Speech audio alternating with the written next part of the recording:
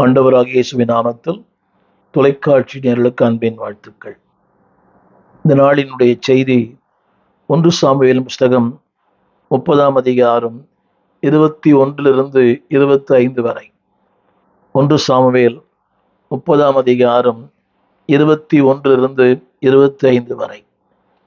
இது எல்லாருக்கும் பழக்கப்பட்ட ஒரு அதிகாரம், வசனம் படித்திருக்கலாம். நாளின் செய்தி என்னவென்றால், வாழ்வின் யுத்தங்களிலே நீங்கள் எங்கிருக்கிறீர்கள்? இது தாவீதை குறித்து பேசப்படுகிற ஒரு வசனம். ஒரு காலத்தில் தாவீது செல்வசீமானாய் வாழ்ந்தான்.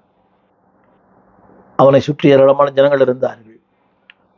அந்த அதிகாரம் ஆரம்பிக்கும் போது எப்படி ஆரம்பிக்கிறது தாவீதும் அவன் மனுஷரும் 3ஆம் நாளிலே சிக்லாக் வந்தபோது சேருவதற்குள்ளே அமிலேக்கியர் தென்புறத்து சீமையின் மேலும் சிக்லாக்கின் மேலும் விழுந்து சிக்லாக்கை கொள்ளையடித்து அதை அக்கினினால் சுட்டெரித்து, ஸ்திரீகள், சிறியவர், பெரியவர் எல்லாரையும் சிறைப்பிடித்து ஒருவரையும் கொன்று போடாமல் அவளை பிடித்து கொண்டு தங்கள் வழியே போய்விட்டார்கள். தெரிந்த வசனம். தாவீதும் அவன் மனுஷரும் அந்த பட்டணத்துக்கு வந்தபோது, இதோ அது அக்கினினால் சுட்டெரிக்கப்பட்டது என்றும், தங்கள் மனைவிகளும் தங்கள் குமாரரும் தங்கள் குமாரத்திகளும் சிறைப்பிடித்து கொண்டு போகப்பட்டார்கள் என்றும் கண்டான். 4ஆம் வசனம். அழுகிறதற்கு பலனில்லாமல் சத்தமிட்டு அழுதான். 6ஆம் வசனம். தாவீது மிகவும் நெருக்கப்பட்டான். என் செய்தி என்னவென்றால், 23 நான் சொல்லுகிறேன். அதற்கு தாவீது தன் சகோதரர் நோக்கி, கர்த்தர் நமக்கு தந்ததை நீங்கள் இப்படி செய்ய வேண்டாம். இதுதான் என்னுடைய செய்தி. கர்த்தர் தந்ததை நீங்கள் இப்படி செய்ய வேண்டாம். திரையில் பாருங்கள். கர்த்தர் தந்ததை நீங்கள் இப்படி செய்ய வேண்டாம். என்னை கேட்டுக்கொண்டு அன்புதேவ பிள்ளையே, ஒரு காலத்தில் ஒன்றுமில்லாத ஒரு வாழ்க்கை, அடிப்படை தேவையில்லை, நல்ல வீடு இல்லை, வசதி இல்லை, உணவு இல்லை, உடை இல்லை, இருப்பிடம் இல்லை, தங்குவதற்கென்று ஒன்றுமே இல்லை. அதுதான் ஆரம்ப சொன்னேன், -0. அடிப்படை வசதிகள் இல்லாத ஒரு வாழ்க்கை. தேவன் தம்முடைய மிகுந்த இரக்கத்தினாலே, மிகுந்த தயவினாலே நம்மை நினைவு கூர்ந்தார்.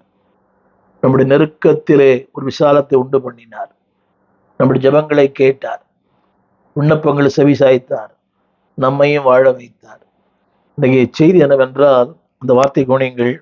தாவீது சொல்லுகிற வார்த்தை தன் சகோதரை நோக்கி, மக்களை நோக்கி, கர்த்தர் நமக்கு தந்ததை நீங்கள் இப்படி செய்ய வேண்டாம். அன்பு தேவ பிள்ளைகளே, நீங்கள் செய்வது உங்களுக்கே நியாயமா இருக்கிறதா? தேவன் வாழ்வு தந்தார், வசதி தந்தார், மேன்மை தந்தார். இன்றைக்கு ஆலயம் இல்லை, ஆராதனை இல்லை, வேத பாடம் இல்லை, ஜபம் இல்லை, உபவாசம் இல்லை. மாறாக வசதி, வாய்ப்பு, ஆடம்பரம், ஷாப்பிங், 24 மணி நேரம் தொலைக்காட்சி, சீரியல், அல்லாவிட்டால் இந்த கைபேசி. திரும்ப படிக்கிற திரையில் பாருங்கள். நீங்கள் இப்படி செய்ய வேண்டாம். கர்த்தருடைய நாள்ல ஆலயத்தை விட்டு போறீங்களே, அன்னைக்கு தான் பெண் பார்க்கறது, மாப்பிள்ளை பார்க்கறது, ஒயரிங் பண்றது, பிளம்பர் வர்றது, அன்னைக்கு தான் பிரயாணம், அன்னைக்கு தான் புதுமனை புகுவிழா, எல்லாமே அன்னைக்கு. இப்படி செய்ய வேண்டாம். அது உங்களுக்கு மிகப்பெரிய ஆபத்து. நான் சொல்ல வந்த வசனம், அன்பானவர்களே, ஒரு காலத்தில் எல்லாவற்றையும் இழந்து போனீர்கள். லைஃப் ஆஃப் பாப்பர், ஒண்ணுமே இல்லாத ஒரு வாழ்க்கை. ஆனால் தேவன் எல்லாவற்றையும் திருப்பி தந்தார். ஒன்றுமில்லாத நிலையிலே தேவன் உதவி செய்தார். நீங்கள் இப்படி செய்ய வேண்டாம். இன்றைக்கு உங்களோடு பேசுகிறேன். திருச்சபைக்கு போகிற அன்பு தேவ பிள்ளைகளே, கர்த்தருடைய நாளில் அசட்டை பண்ணிட்டு வேலைக்கு போறீங்களே, கர்த்தர் அசட்டை பண்ணிட்டு பிக்னிக் போறீங்களே, கர்த்தர் நாளில் டூர் போறீங்களே குடும்பமா, அது ஏற்புடையதா? போங்க. எங்க போனாலும் கர்த்தருடைய ஆலயத்துக்கு வந்துருங்க. நீங்கள், திரும்ப சொல்லுகிறேன், கர்த்தர் உங்களுக்கு தந்ததை, உங்களுக்கு தந்த நேரம், உங்களுக்கு தந்த பணம், உங்களுக்கு தந்த வாழ்க்கை, உங்களுக்கு தந்த உயர்வு, இப்படி செய்ய வேண்டாம். ஒரு நான் தேவன் என்ன செய்தார், 21ஆம் வசனம். தேவன் என்ன செய்தார் வசனம் சொல்லுகிறது. அன்பானவர்களே, அந்த 21 வாசிக்கிறேன். அவர்கள் அதாவது எல்லாவற்றையும் அவர்கள் திருப்பி கொண்டார்கள். David recovered all. இழந்து போன செல்வம், இழந்து போன வாழ்க்கை, இழந்து போன நிம்மதி, இழந்து போன மகிழ்ச்சி எல்லாவற்றையும் தேவன் திருப்பி தந்தார். தேவன் எல்லாவற்றையும் திருப்பி தந்தாரே, நீங்கள் இப்படி செய்யலாமா? இதில் இன்னொரு வார்த்தை, அவனோடு இருக்கிறவர்கள் கூட பின்னிட்டு திரும்பினார்கள். யுத்தங்கள் வரும்போது கவனிங்கள், எல்லாரும் பின்னிட்டு போயிட்டாங்க. நான் சொல்ல வந்த செய்தி கருத்து என்னவென்றால், தாவீதின் யுத்தம் நம்முடைய யுத்தம். ஆனால் அந்த யுத்தத்திலே உங்களோடு கர்த்தர் இருக்கிறார். இதைத்தான் சொல்ல விரும்புகிறேன். கர்த்தர், நீங்கள் இப்படி செய்ய வேண்டாம். அவர் என்ன செய்தார்? உங்களை காப்பாற்றினார். 23, கர்த்தர் உங்களை காப்பாற்றினார். இரண்டாவது, உங்களுக்கு விரோதமாய் வந்திருந்த அந்த தண்டை உங்கள் கையில் ஒப்பு கொடுத்தார். எத்தனை போராட்டம், எத்தனை சக்திகள், எத்தனை எதிர்ப்புகள், எத்தனை ஏளனங்கள். திருமறை சொல்லுகிறது, அது ஒரு வார்த்தை, எல்லாவற்றையும் நமக்கு உங்களுக்கு விரோதமாய் வந்திருந்த எல்லாவற்றையும் அவர் உங்கள் கையில் ஒப்பு கொடுத்தார். ஒரு ஆமீன் சொல்வீங்களா? ஒரு அல்லேலூயா சொல்வீங்களா? எல்லாவற்றையும், இழந்து போன வாழ்வு, இழந்து போன கிருபை, இழந்து போன ஊழியம், இழந்து போன தரிசனங்கள் எல்லாவற்றையும் ஒப்பு கொடுத்தார். நாளின் செய்திடவென்றால், இந்த வாழ்க்கையின் யுத்தத்திலே நீங்கள் நான் செய்ய வேண்டிய காரியம் என்ன?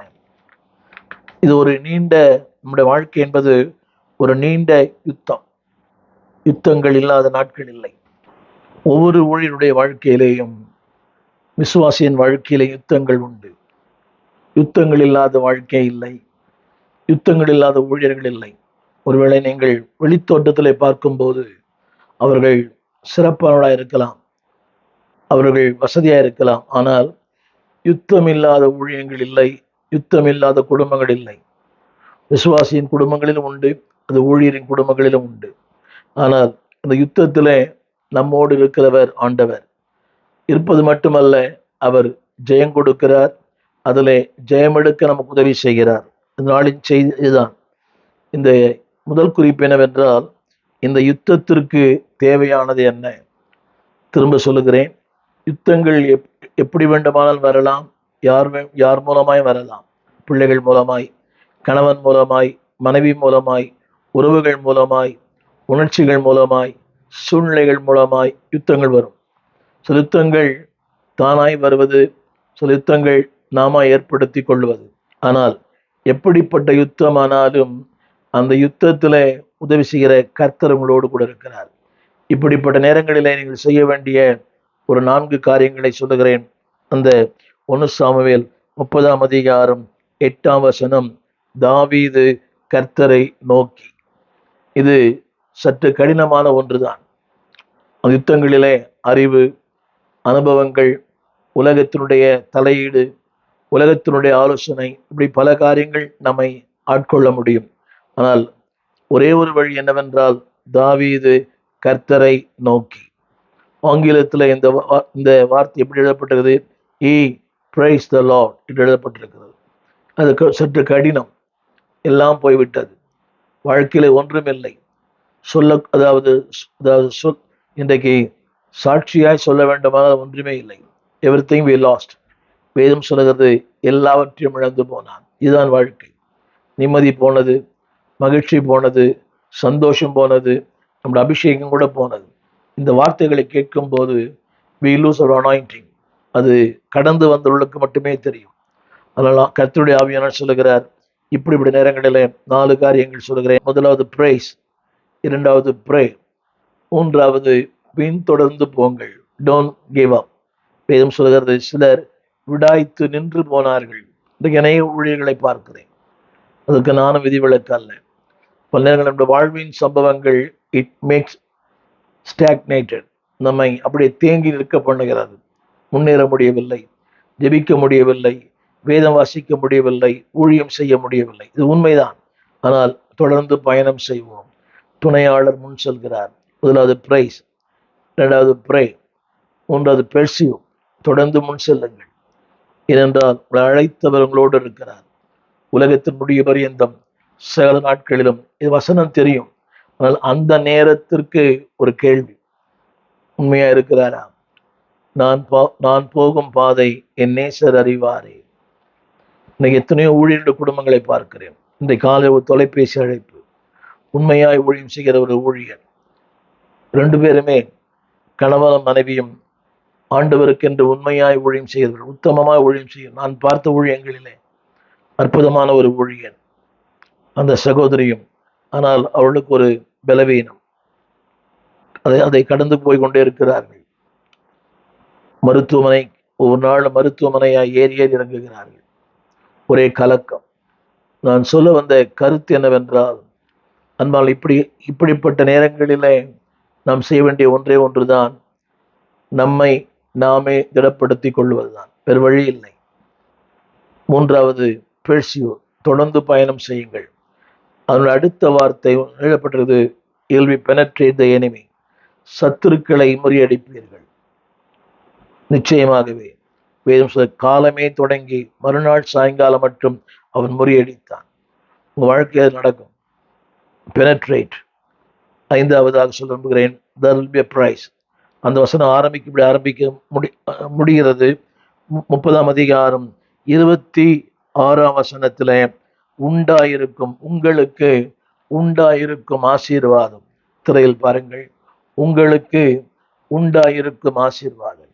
இதுவரை தடயங்களே இல்லை, அதற்குரிய அறிகுறிகளே இல்லை.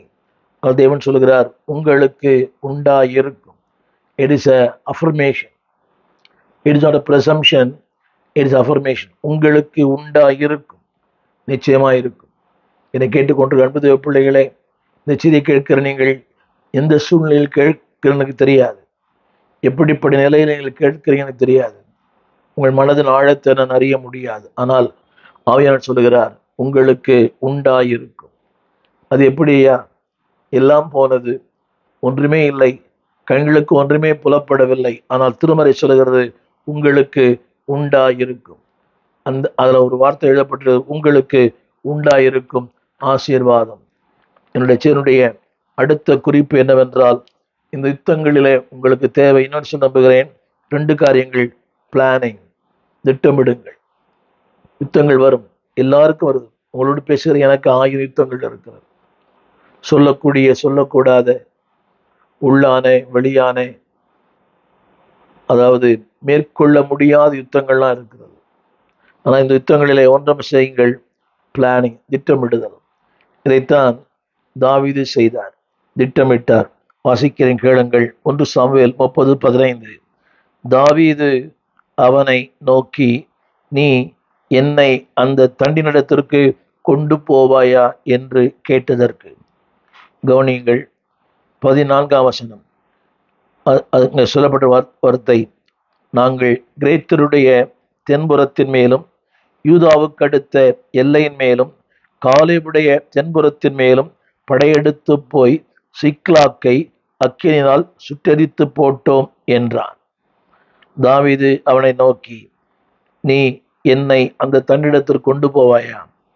இங்கே சொல்லுகிற உங்களுக்கு புரிய நினைக்கிறேன். நாங்கள் இங்கே சொல்லப்பட்ட வார்த்தை, தென்புறத்தின் மேலும் எல்லையின் மேலும் காலேபுடைய தென்புறத்தின் மேலும் படையெடுத்து போய் சிக்லாக்கை அக்கினினால் சுட்டெரித்து போட்டோம். அடுத்த வார்த்தை, என்னை அந்த தன்னிடத்திற்கு கொண்டு போவாயா? அதற்கு அவன் சொன்னான், நீர் என்னை கொண்டு போடுவதில்லை என்று எஜமானின் கையிலே ஒப்புக் கொடுப்பதில்லை என்றும் தேவன் மேல் ஆணையிடுவீரானால் உம்மை அந்த தன்னிடத்திற்கு கொண்டு போவேன். இது எவ்வளவு பெரிய காரியம், யோசித்து பாருங்க. யுத்தத்திற்கு உள்ளே போகிறது கடினம். திரும்ப திரும்ப we want to try to escape. நீங்களும் நானும் அதிலிருந்து தப்பி விலகுவதற்குத்தான் விரும்புகிறோம், ஆனால் அதற்குள்ளே போக விரும்புவதில்லை. ஆனால் வேதம் சொல்கிறது, அதற்குள்ளே போகிறவர்கள் கடந்தும் போவார்கள், அதில் வளர்ந்தும் போவார்கள். You can go through and also grow through. உன்னை கடந்து போகவும் செய்வார், அதில் வளர்ந்து போகவும் செய்வார். சோர்ந்து போகாதே. எனவே தான் சொன்னேன், திட்டமிடுதல். உங்களுடைய வாழ்க்கையிலே அன்பான தேவ பிள்ளைகளே, ஊழியர்களே, திட்டமிடுங்கள். அந்த திட்டங்களிலே தேவன் உங்களோடு கூட இருப்பார். If you don't plan, you cannot win. கவனிங்கள், அந்த வசனத்தை படிச்சு பார்த்தீங்கன்னா, தென்புறத்திலும் வடபுறத்திலும் மேற்புறத்திலும் கீழ்ப்புறத்திலும் எல்லா இடங்களிலும் சில நேரங்களில் அந்த ஊழியர்களுக்கு தெரியும், பட்டக்காலிலே படும் கெட்டக்கூடிய கேடு. ஒரு போராட்டம், அதற்கு மேல் இன்னொரு போராட்டம், தாங்க முடியாது, சகிக்க முடியாது. எதையுமே சொல்லுவாங்க, இதை நான் சகிக்க முடியாத பாரம், பொறுத்து பொறுத்து இழைத்து போனேன். இது அநேக ஊழியர்களுக்கு தெரியும். இந்த மேற்போக்க வாழ்கிற மக்களுக்கு தெரியாது. அர்த்தம் இல்லாம, அழைப்பு இல்லாம, ஊழியத்துல குறிக்கோள் இல்லாம இருக்கிறவங்க, they don't understand. Those who are committed to God, those who are consecrated to God, ஆண்டவருக்கு என்று அர்ப்பணிக்க, those who are called by God, அழைக்கப்பட்டவர்கள், அனுப்பப்பட்டவர்கள், அபிஷேகம் பண்ணப்பட்டவர்கள், அவர்களுக்கு தான் இந்த பாடுகள் தெரியும், இந்த வேதனை தெரியும். அப்படிப்பட்ட நேரத்துல தேவன் சொல்லுகிறார், நீங்கள் திட்டமிடுங்கள். அதாவது இன்னும் நீங்கள் நீண்ட பயணம் செய்ய வேண்டும். நீங்களும் நான் செல்ல வேண்டிய பயணங்கள் தூரம். அந்த பிரயாணத்திற்கு தடைகள் தான் இதெல்லாம். மனிதர்கள், உணர்ச்சிகள், உறவுகள், சூழ்நிலைகள், நம்மோடு கூட இருக்கிறவர்கள். அந்த நீண்ட பயணத்தை தொடரக்கூடாது. எதை செய்கிறோமோ அதை செய்யக்கூடாது. அதுக்கு ஒரு முற்றுப்புள்ளி இல்லை. உங்கள் பயணத்தை தொடருங்கள். அவன் சொன்னான், அவன் வேதம் சொல்கிறது, அவன் தொடர்ந்து. தாவீது அவனுடைய வாழ்க்கையில மிகப்பெரிய நாம் கற்றுக்கொள்ள வேண்டிய பாடம், அவன் தொடர்ந்து பிரயாணம் செய்தான். அவன் செய்த வார்த்தை, அவனுடைய காரியங்கள் எல்லாமே அவனை அந்த தன்னிடத்திற்கு 16ஆம் வசனம், இவன் அவனை கொண்டு போய் விட்டபோது கண்ட காட்சி என்ன? எல்லாரும் அவர்கள் வெளியெங்கும் பரவி புசித்து குடித்து தாங்கள் பெலிஸ்து தேசத்திலே யூதா தேசத்திலும் கொள்ளையிட்டதை மகா பெரிதான அந்த கொள்ளைக்காக ஆடி பாடி கொண்டிருந்தார்கள். யோசித்து பாருங்களேன், ஆடி சத்துருக்கள், இதான் உலகம், இதான் உலகம், ஆடி பாடி. ஆனால் அவருடைய ஆட்டங்களும் அவருடைய பாட்டங்களும் ரொம்ப நாள் நிற்காது. என்னை கேட்டுக்கொண்டு அன்பு தேவ பிள்ளை, ஒரு நாள் அதை பார்க்க ரொம்ப துக்கமா இருக்கும்.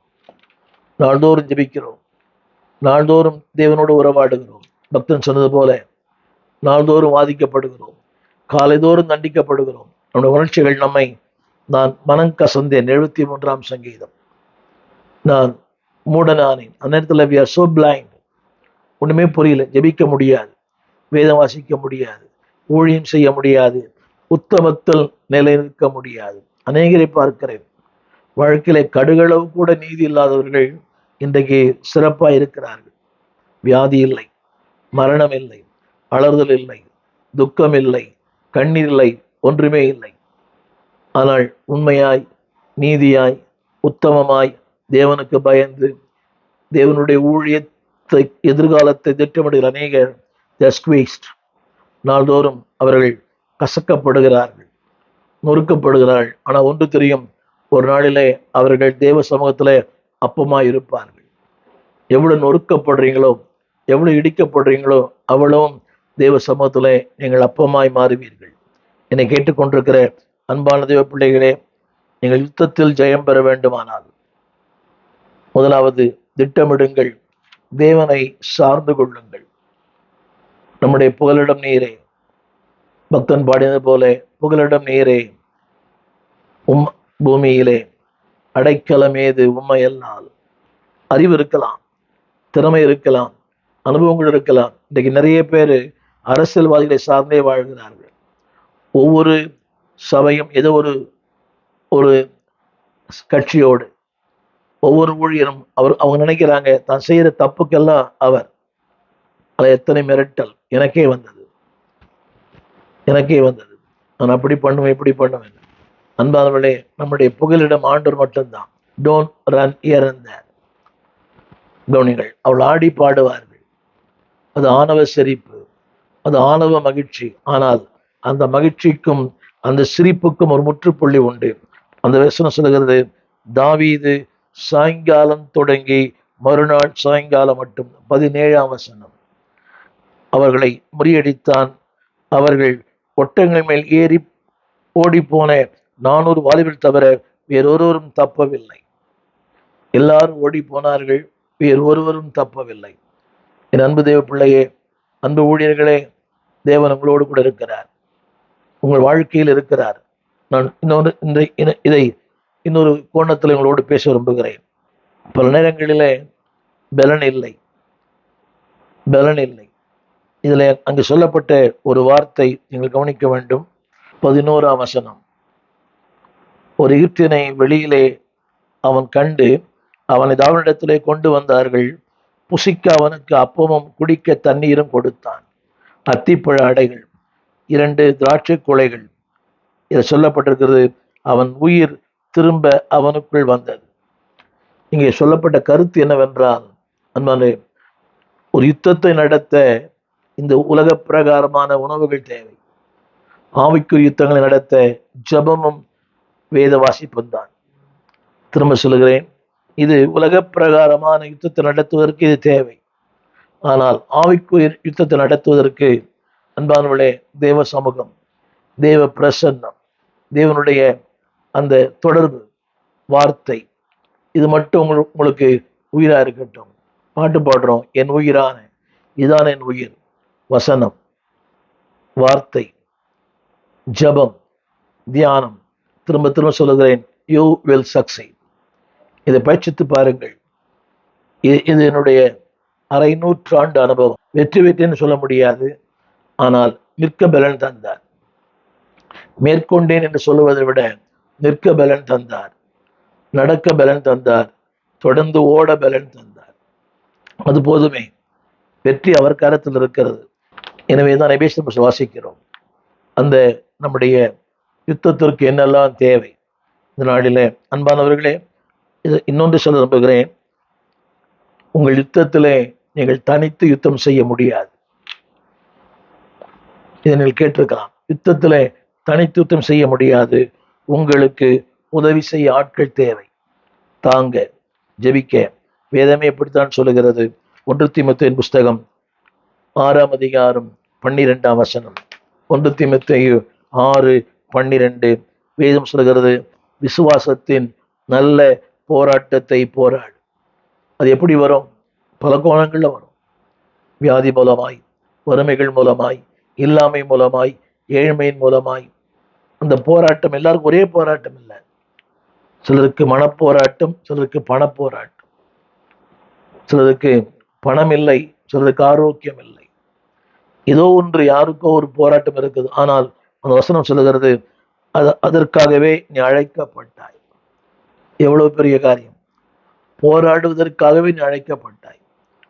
ஊழியத்திற்கு அழைக்கப்பட்டோம் என்பது வேறு, போராடுவதற்காக அழைக்கப்பட்டோம். ஒரு போராட்டம் போச்சு, இன்னொரு போராட்டம். அது ஊழியர்களுக்கு தெரியும். இன்றைய மெகா சபையின் போதகர்கள் நம்ம நினைக்கலாம், அவங்க இவ்வளவு பெரிய சபையின் போதகர் இருக்கிறார்கள். நாள்தோறும் அவள் சந்திக்கிற புதிய புதிய பிரச்சனைகள், புதிய புதிய போராட்டங்கள், புதிய புதிய வில்லன்கள், புதிய புதிய வில்லிகள் நாள்தோறும். அந்த வேதம் சொல்கிறது, இதற்காகவே நீ அழைக்கப்பட்டாய். என் அன்பு ஊழியர்களே, போராடி என் நெஞ்சமே புகலிடம் மறந்தாயோ, பாராளும் இயேசு உண்டு பதறாத என் மனமே. பாடுவது ரொம்ப சுலபம், அதை சொல்லுவது சுலபம். அந்த சூழ்நிலையை கடந்து போவது மிக கடினம். போராடி என் நெஞ்சமே, அலைகடல் நடுவினிலே அமிழ்ந்து போகின்றாயோ, கரம் நீட்டு மேசு வைப்பார், உன்னை கரை சேர்த்திடுவார். அன்பு தேவ பிள்ளைகளே, இதை தீர்க்கதரிசனம் உங்களுக்கு சொல்லுகிறேன், பதறாதே. இங்கே நான் சொல்ல வந்த கருத்து என்னவென்றால், தனித்து நீங்கள் யுத்தம் செய்ய முடியாது. உங்களுக்கு உதவி செய்ய ஆட்கள் தேவை. தாங்க, ஜெபிக்க, ஆலோசனை கொடுக்க. நிறைய பேர் நினைக்கிறாங்கன்னா, ஐ கேன் மேனேஜ். இல்லை, வசந்த படிச்சு பாருங்களேன். தாவீதுனுடைய அந்த வெற்றிக்கு ஒரு வாலிபன் காரணமா இருந்தான். எதுவும் சொல்லுகிறது, அந்த பிள்ளையாண்டான். இத்தனைக்கும் அவன் ஒரு வேலைக்காரன். வேதம் சொல்லுகிறது, அவன் வியாதிப்பட்டவன், அவன் நிஜமானால் கைவிடப்பட்டவன். ஆனால் கர்த்தர் அவனைத்தான் பயன்படுத்துகிறார். திரும்ப சொல்லுகிறேன், பிள்ளையாண்டான், யங் மேன், வியாதிப்பட்டவன், கைவிடப்பட்டவன். பல நேரங்களிலே God use only little things. ஆண்டவர் அற்பமானவைகளை கொண்டுதான் அற்புதங்களை செய்கிறார். நம்ம யாரை அற்பம் நினைக்கிறோமோ அவங்களே ஒரு நாள் அற்புதமா மாறிடுவாங்க. Don't despise anybody. யாரையும் அற்பமா எண்ண வேண்டாம். தமிழில் சொல்வது போல சிறு திரும்பும் பல்குத்த உதவும். அது அதனுடைய எதற்காக சொல்லப்பட்டது தெரியாது. Even small things that's a great blessings. உடைய வாழ்க்கையிலே யாரையும் உதாசீனப்படுத்த வேண்டாம். வேதம் சொல்லுகிறது, இதற்காகவே அழைக்கப்பட்டாய். அது மட்டுமல்ல, அநேக சாட்சிகளுக்கு முன்பாக உன்னை கர்த்தர் நிறுத்துவார். God will prove you. அநேக சாட்சிகளுக்கு முன்பாக. அதில் ஒரு வசனம் எழுதப்பட்டிருக்கிறது, 1 தீமோத்தேயு 6:12. பலமுறை படித்தீர்கள். அநேக சாட்சிகளுக்கு முன்பாக உன்னையே சாட்சியாய் நிறுத்துவார். அநேகருக்கு சாட்சியாய் நிறுத்துவாய். செய்தி சொல்லியிருப்பேன். உங்கள் பலவீனங்கள் அநேகரை பலப்படுத்துவதற்கான ஒரு பாடம். நீங்கள் ஒரு டெக்ஸ்ட் புக். அன்பானவர்களே, நீங்கள் கடந்து போகிற அந்த பாதை is a lesson for those who are in weak. தள்ளாடுகிற, நலிந்து போன, சோர்ந்து போன, உற்சாகம் இழந்த, ஒழித்து விட்டு போன அநேக ஊழியர்களுக்கு உங்கள் வாழ்க்கையே ஒரு பாடம். எனவேதான் அந்த வழியை உங்களை நடத்துகிறார். இங்கே சொல்லப்பட்ட வார்த்தை அநேக சாட்சிகளுக்கு முன்பாக. இங்கே சொல்லப்பட்ட வார்த்தை, நீ அறிக்கை பண்ணுகிறவனாய் இருப்பாய். எதை அறிக்கை பண்ணுகிறாய்? வெற்றியை, வாழ்வை, அனுபவங்களை. நண்பு தேவ பிள்ளைகளே, இன்றைக்கு ஒருவேளை நீ கூனி கூறி இருக்கலாம். A day will come, God will use you as his voice. அவருடைய வார்த்தையை, அவருடைய வல்லமையை, அவருடைய சாட்சியை அறிக்கை பண்ணுகிற மகனாக உன்னை கர்த்தர் மாற்றுவார். நீ அறிக்கை பண்ணுகிறவனாய் இருக்கிறாய். அந்த வார்த்தையை திரையில் பாருங்கள். அறிக்கை பண்ணினவமாய் இருக்கிறாய். எப்போ அறிக்கை பண்ண முடியும்? when I get the victory. எனக்கு ஒரு வெற்றி வரும்போது, நான் உயர்த்தப்படும் போது, என் வாழ்க்கையில் ஒரு நிலையிலிருந்து நிலைக்கு நான் போகும்போது, வேதம் சொல்லுகிறது, நீ அறிக்கை பண்ணுகிறவனாய் இருப்பாய். இதைத்தான் நான் சொல்ல விரும்புகிறேன். இன்றைக்கு அன்பானுடைய அநேக ஊழியர்களுக்கு வாழ்க்கையில் தோல்விக்கு என்ன காரணம் தெரியுமா? அவர்கள் நினைக்கிறாங்க, ஐ வில் ஓவர்கம். நோ, இதைத்தான் சிம்சோன் சொன்னான், நான் மேற்கொள்ளுவேன். என் அன்பு ஊழியர்களே, தனித்து நீங்கள் எந்த யுத்தத்தை செய்ய முடியாது. நல்ல ஆட்கள் தேவை. அது கணவனாக இருக்கலாம், மனைவியாக இருக்கலாம். நீங்கள் அது அதிகமாக நம்பிக்கை சில மக்களாக இருக்கலாம். இங்கே நான் வாசித்தேனே, ஒரு தாவீது. அந்த தாவீதுக்கு உதவி செய்தவன் ஒரு வாலிபன். தாவீது வெற்றிக்கு காரணமே ஒரு பிள்ளையாண்டான். நான் சொல்ல வந்த கருத்தை நீங்கள் புரிந்து கொள்ள வேண்டும் என்று விரும்புகிறேன். Don't battle on your own strength. உங்கள் சொந்த பலத்தால். உங்களுக்கு அறிவு இருக்கலாம், அனுபவங்கள் இருக்கலாம், நீங்கள் மிகப்பெரிய மெகா சபையின் போதராக இருக்கலாம். But you cannot win. அதற்கு தேவை உங்களுக்கு நல்ல ஆலோசனை கொடுக்கிறவர்கள், ஜெபிக்கிறவர்கள், தாங்குகிறவர்கள். எனவேதான் அநேக ஊழியர்கள் தங்களுக்காக ஜெபிக்க சில ஜெபக்குழுக்களை வைத்திருக்கிறார்கள். என்னை கேட்டுக்கொண்டிருக்கிற அன்பு தேவ பிள்ளையே, உன் ஊழியனுக்காக ஜெபி. உன் ஊழியனை தாங்கு. பணத்தால் தாங்கு, ஜெபத்தினால் தாங்கு. கிரிட்டிஸ் பண்ணுற ரொம்ப ஈஸி. இவ்வளோ குற்றப்படுத்துகிறோமே ஒரு ஊழியனை, அந்த ஊழியனுக்கு எனக்கு ஜோமன் இருக்கிறீங்களா? அவர் சரியில்லை, இவர் சரியில்லை, இவர் சரியில்லை, ரைட். ஆனால் அந்த ஊழியனுக்கு என்னைக்கா ஒரு நாள் ஜெபிக்காம அவரை குற்றப்படுத்துவதில் அர்த்தமே இல்லையே. அவர் சரியில்லை, சரி, நீங்க சரியா இருக்கிறீங்க, நீங்க சரியா தான் ஜெபம் பண்ணலாமே. ஆண்டவரே, இவரை மாற்றும், இந்த நபரை மாற்றும், இந்த ஊழியனை மாற்றும். அதை பண்றதில்லை. we don't pray but we criticize. வேண்டாம். வேதம் சொல்லுகிறது, நம்ம வாழ்க்கையில இது உண்டு. எனவே நான் ஆரம்பத்தில் சொன்னேன், எபேசியர் 6:12. எல்லா ஊழியருக்கும். எங்கள் விலாசம்: போதகர் ஸ்டீஃபன் தேவகுமார், திறந்த வாசல் சபை, நம்பர் 65, பரமானந்த தெரு, 7 கிணறு, சென்னை 600001. தொடர்புக்கு 9841839287. மேலும் 04443183330. எங்கள் மின்னஞ்சல் stephenopendor@gmail.com. எங்கள் தேவ செய்திகளை யூடியூப் சேனலில் பார்த்து பயனடையுங்கள். தேவன் உங்களை ஆசீர்வதிப்பாராக.